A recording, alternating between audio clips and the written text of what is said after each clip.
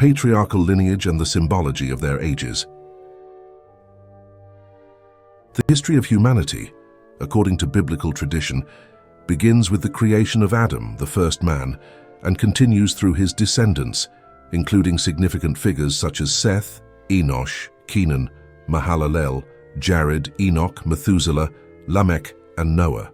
After the flood, the lineage is traced through Noah's son Shem, highlighting the genealogical line that leads to the patriarchs of Israel. Each name in this genealogy carries with it a story and a meaning, revealing aspects of faith and the history of ancient peoples. The genealogy begins with Adam, who lived 930 years, Genesis 5:5.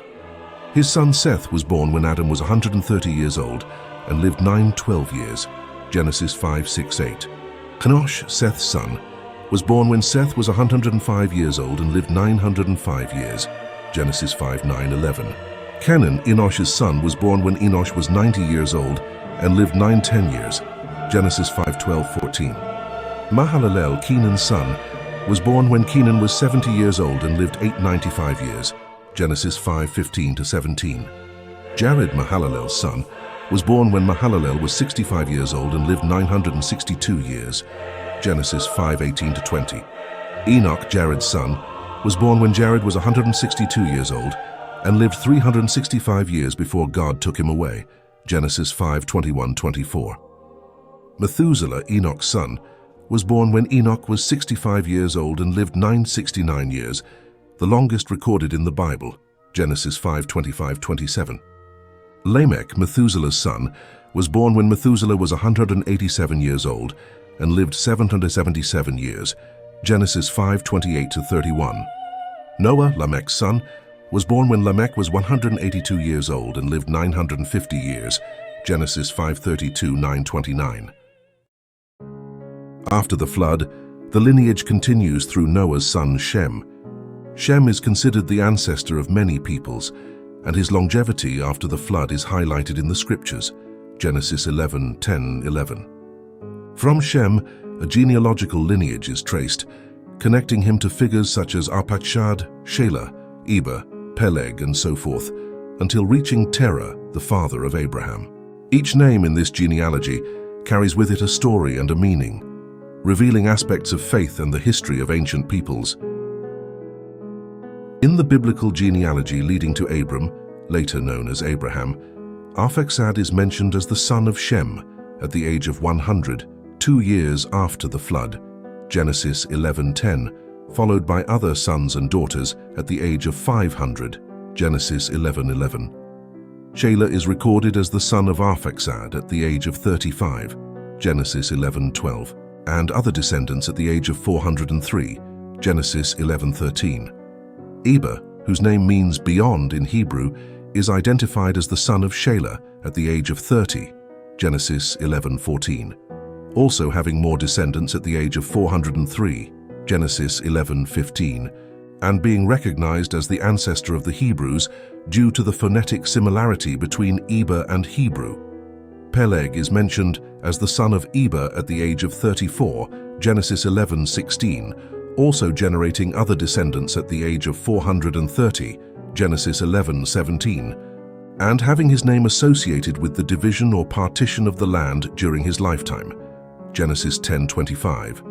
Ru is identified as the son of Peleg at the age of 30, Genesis 11:18, with other descendants born when he was 209 years old, Genesis 11:19. Serug is mentioned as the son of Roy at the age of 32, Genesis 11:20, with more descendants at the age of 207, Genesis 11:21. Nahor is recorded as the son of Serug, whose father's age at his birth is not mentioned, but he himself generated more descendants at the age of 200 and died at the age of 207, Genesis 11:22-23. Finally, Terah was the son of Nahor, and is best known as the father of Abraham and his brothers Nahor and Haran. His story begins when God calls him to a journey of faith, ordering him to leave his land and go to a land that he would show him. Terah obeyed God's call, but instead of continuing to Canaan, he settled in Haran, where he later passed away, Genesis 11:24-32. Terah lived until the age of 205, Genesis 11:32, and Abram left Haran at the age of 75, Genesis 12:4.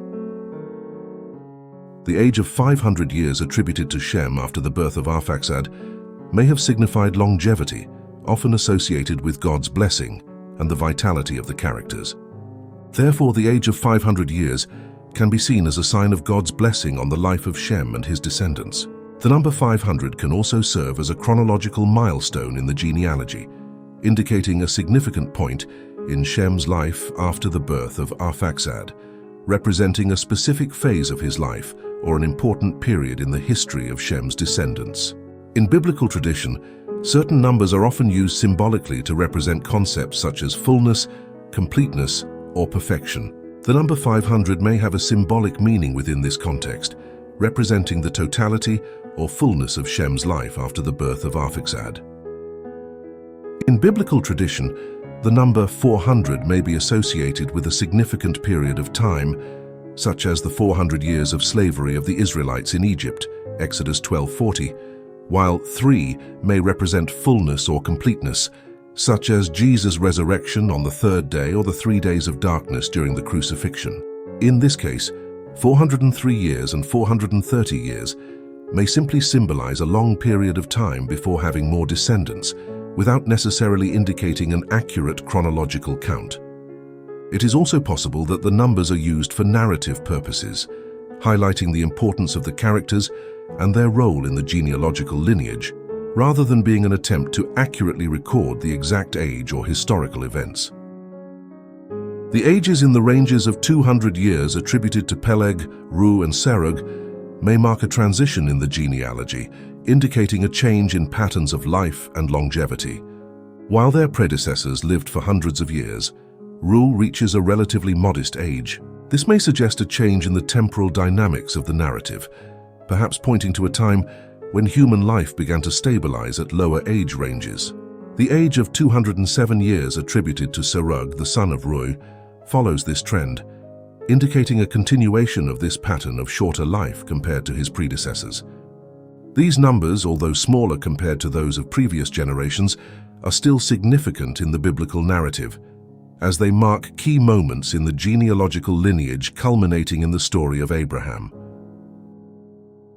The numbers 7 and 9 also have special meanings within biblical tradition. The number 7 is often associated with totality, perfection, or fullness, such as the 7 days of the week or the 7 spirits of God. It can represent a complete period or a complete cycle of time. On the other hand, the number 9 has a connotation of finality, completeness, or accomplishment. It is often used to symbolize the fulfillment of a cycle or stage, such as the 9 months of gestation before birth.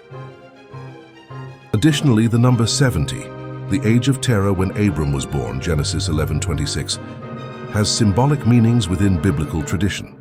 70 can represent a point of achievement and significance in Terah's life, marking the fulfillment of a divine promise. 70 is often used to represent totality, completeness, or fullness, such as the 70 years of captivity of the people of Judah in Babylon, Jeremiah 25:11, or the 70 years prophesied for the fulfillment of the desolation of Jerusalem, Daniel 9:2. The number 5 in the Bible, noted in the ages of 205 attributed to Terah and 75 to Abraham, is often associated with God's grace, kindness, and divine favors. To cite a few examples, the 5 types of offerings in the Old Testament were means through which God's grace was received: burnt offering, grain offering, peace offering, sin offering, and guilt offering. Leviticus 1:7, the Pentateuch, or the first 5 books of the Bible, Genesis, Exodus, Leviticus, Numbers, and Deuteronomy, contains the law given by God to Moses and the grace of the multiplication of the loaves, when Jesus fed 5,000 people with 5 loaves and 2 fish, Matthew 14:17-21. The biblical genealogy, with its ages and symbolic numbers, not only traces the lineage of the patriarchs, but also offers insights into faith, divine blessing, and the importance of historical events. Numbers such as 500, 400, 270, 49, 7, and 3 can represent significant periods, chronological milestones, or symbols of fullness and blessing. Through these records, we are invited to reflect on the long journey of humanity, marked by faith, obedience, and the promise of a land that God would show.